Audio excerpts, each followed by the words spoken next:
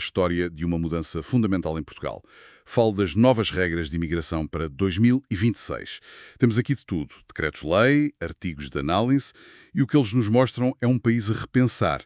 E muito, quem entra, como entra e, talvez mais importante, porquê. A nossa missão é desembaraçar isto tudo e perceber não só o que mudou, mas o que estas mudanças nos dizem sobre o futuro de Portugal. A primeira impressão, tenho de dizer, é que a porta que antes estava talvez entreaberta, agora está muito, mas muito mais seletiva. E para começar, acho que nada mostra isso de forma mais clara do que as portas que se fecharam, por completo. As fontes que temos são unânimes. No final de 2025, duas das vias mais conhecidas para entrar e para regularizar a situação em Portugal, pronto, deixaram de existir. E isto não é um pequeno ajuste, pois não. É uma viravolta. É uma reviravolta total. A primeira, e talvez a que apanhou mais gente de surpresa, foi mesmo a extinção do chamado visto para procura de trabalho. Durante algum tempo, esta foi a principal porta de entrada para quem queria vir para Portugal tentar a sorte, procurar um emprego já estando cá. Mas a lei número 61/2025 foi perentória. A partir de 23 de outubro de 2025, acabou. E foi mesmo assim de um dia para o outro, não foi? O que eu li nos comunicados oficiais é que os efeitos foram imediatos. Foram. Todos os agendamentos que estavam pendentes foram cancelados. E as novas submissões Suspensas. é um corte muito abrupto.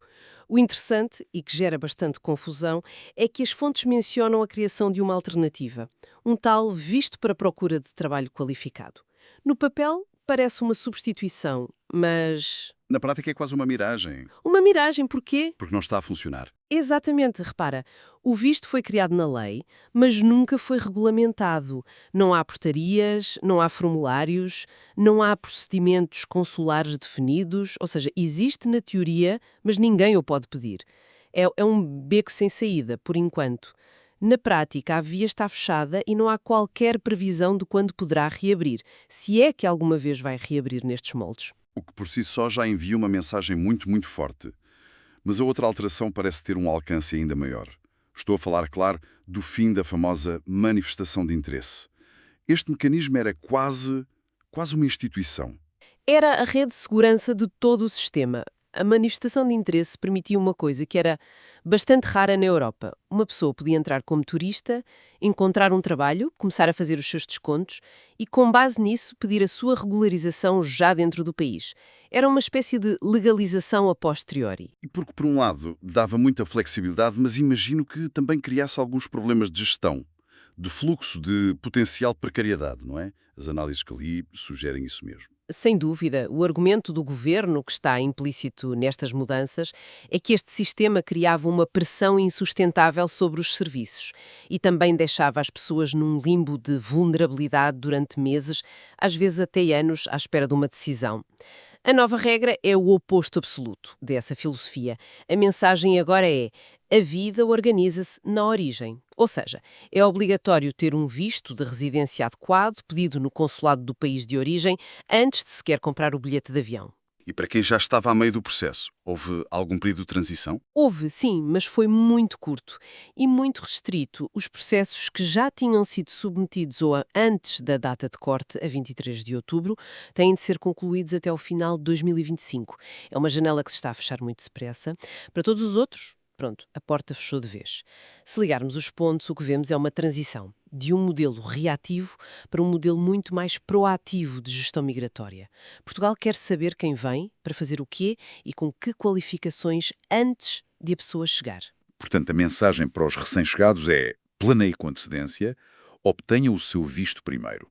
Mas isso deve ser um consolo fraco para as pessoas que já estão no sistema, não é? À espera de renovações, a lidar com a burocracia. Para essas pessoas, o cenário melhora? Aí, pelo menos, nota-se um esforço para trazer alguma estabilidade.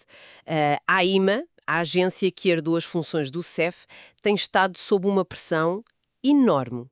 Devido aos atrasos, as fontes que temos mostram que foram implementadas medidas para, essencialmente, ganhar tempo, para dar algum alívio a quem está em situação irregular por causa da lentidão do Estado. E uma dessas medidas, que me saltou logo à vista nos documentos, foi a extensão automática da validade dos títulos de residência. Isso parece um alívio enorme para muita gente, certo? é um balão de oxigênio fundamental.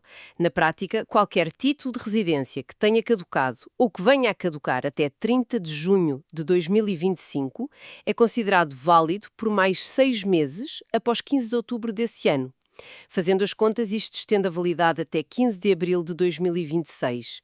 Permite que as pessoas continuem a trabalhar, a ter acesso à saúde, a viajar dentro de certas regras, sem estarem em incumprimento. É uma solução pragmática, mas também é um reconhecimento, ainda que tácito, de que o sistema está a falhar em cumprir os seus próprios prazos. Exatamente. É um penso rápido para uma ferida que é bem maior. E para quem já conseguiu iniciar o pedido de renovação online, a orientação é muito clara e prática. Deve andar sempre com o título de residência caducado e o comprovativo do pedido de renovação. Juntos, esses dois papéis funcionam como prova da sua situação legal. Uhum. Outro ponto que os comunicados da AIMA martelam com bastante insistência é a questão dos agendamentos. Parece haver uma grande preocupação com esquemas e fraudes. Sim, e é um problema real. A dificuldade em conseguir um agendamento criou um mercado paralelo, com pessoas a cobrarem centenas de euros por uma vaga. Por isso, a AIMA insiste num ponto que é crucial. O agendamento é e será sempre gratuito. Só pode ser feito pelo próprio ou através de canais oficiais. E que canais são esses? Só para que fique bem claro. Basicamente são três: o formulário de contacto no site oficial da AIMA, o centro de contacto telefónico e o e-mail geral deles. E um pormenor técnico, mas que é vital: os e-mails oficiais da AIMA terminam sempre em @aima.gov.pt. Qualquer e-mail com domínio diferente a pedir dinheiro ou dados é quase de certeza uma fraude. Certo. Então, o panorama geral é este. Entrar ficou muito mais difícil e controlado. Para quem já cá está, há medidas temporárias para gerir o caos dos atrasos. A pergunta que se segue, e que é mais importante para muitos, é: então, que caminhos é que ainda estão abertos em 2026? Se olharmos para os vistos que sobreviveram, que tipo de perfil é que Portugal procura agora? É aí que a nova estratégia se torna mais evidente. As opções que restam são mais específicas e, na sua maioria, também mais exigentes. Se começarmos pelo trabalho por conta do outrem, que é um motivo da maioria das migrações, as vias principais são os vistos D1 e D3. Ok. O D1 é o visto de trabalho mais tradicional, digamos assim. O que é preciso para o conseguir? Para o D1, os requisitos são diretos. É preciso ter uma promessa ou um contrato de trabalho de, no mínimo, 1 ano. O segundo pilar é o salário. Tem de ser igual ou superior ao salário mínimo nacional, que em 2025, como referência, foi fixado nos 870 euros. É a via para o trabalhador comum com uma oferta de emprego já garantida. E o D3? Parece ser o irmão mais exigente do D1. É exatamente isso.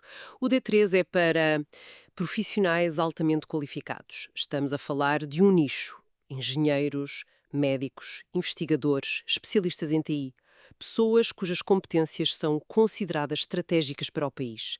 E, claro, os critérios de qualificação e, muitas vezes, os salários associados são significativamente mais elevados. Estes dois vistos, em conjunto, mostram uma preferência clara por quem já tem o seu futuro profissional definido antes de chegar. Ok. Isso cobre o trabalho por conta de outrem. E para quem quer criar o seu próprio negócio? O visto de empreendedor, o D2, ainda existe, mas li nas entrelinhas que também ficou mais complicado. Ficou, e num ponto que deita por terra muitos planos. O erro mais comum era pensar que se podia vir para Portugal com o visto D2 e só depois criar a empresa. Agora, a regra é o inverso. E é inflexível.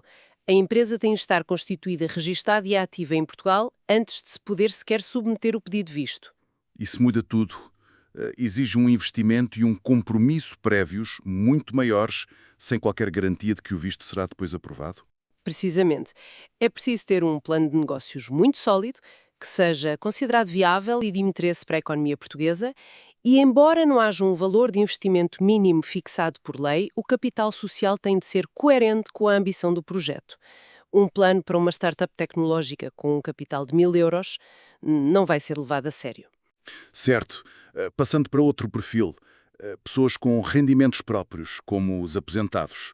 O famoso visto D7 continua a ser uma aposta forte de Portugal? Continua a ser uma das vias mais estáveis e procuradas. O público-alvo são aposentados ou qualquer pessoa com rendimentos passivos estáveis. Falamos de rendas de imóveis, dividendos de investimentos, propriedade intelectual. O critério financeiro é claro: comprovar um rendimento mensal de pelo menos o valor do salário mínimo português. Adicionalmente, é preciso ter o equivalente a 12 meses desse valor depositado numa conta bancária em Portugal. E há um detalhe fiscal importante que as fontes mencionam. Uma mudança que já não é tão recente, mas que afeta quem chega agora. Sim, o fim da isenção total de impostos para pensões estrangeiras sobre o regime do residente não habitual. Desde 2020, quem adere a este estatuto paga uma taxa fixa de 10% sobre esses rendimentos. Ainda é vantajoso, se compararmos com muitos outros países europeus, mas aquele paraíso fiscal de 0% acabou. Por fim, o visto mais recente e talvez o que melhor espelha esta nova seletividade, o visto para nómadas digitais, o D8. Os requisitos financeiros aqui são de outro nível. Completamente. Este visto é para trabalhadores remotos que servem em entidades fora de Portugal. Mas o filtro é o rendimento. É preciso comprovar um rendimento mensal mínimo, que é equivalente a 4 vezes o salário mínimo nacional. Em 2025, isso dá 3.480 euros por mês. É um patamar muito elevado que seleciona claramente um perfil de imigrante com alto poder de compra. O que, claro, levanta outras questões sobre o impacto no custo de vida local, nomeadamente na habitação. Sem dúvida. Então, depois de alguém conseguir navegar este sistema mais exigente e estabelecer-se em Portugal, o passo lógico para muitos é trazer a família. O reagrupamento familiar também foi afetado por esta onda de restrições. Foi, e de forma significativa. O processo tornou-se mais exigente e, eu diria, até mais ideológico. Se antes era um procedimento bastante administrativo, agora tem mais camadas de escrutínio. O que é que se exige agora, para além do óbvio, que é provar o laço familiar? Bem, para além de ter de comprovar, como sempre, alojamento adequado e meios de subsistência para toda a família, há uma nova ênfase em critérios de integração. As fontes falam abertamente da necessidade de demonstrar conhecimento da língua portuguesa e dos valores constitucionais do país. Para os filhos, o cumprimento da escolaridade obrigatória é fiscalizado muito mais de perto. Isso é uma mudança filosófica. Passa de um direito que era quase automático para um processo onde o Estado avalia o potencial de integração da família. Exatamente, e a própria mecânica do processo também mudou, tornando-o mais lento. Havia mais simples que permitia a familiares que já estivessem legalmente em Portugal, por exemplo, com o visto de turista. E pedir o reagrupamento a partir de cá, essa via foi extremamente restringida. E a quem é que essa via simplificada ainda se aplica? Essencialmente a casos muito específicos. Filhos menores que já cá estejam ou familiares diretos de quem tem vistos de alta qualificação. Para a grande maioria, o caminho agora é mais longo. O processo tem de ser iniciado no consulado português no país de origem, a família tem de esperar lá pela aprovação e emissão de um visto específico para o reagrupamento. Só depois é que pode viajar.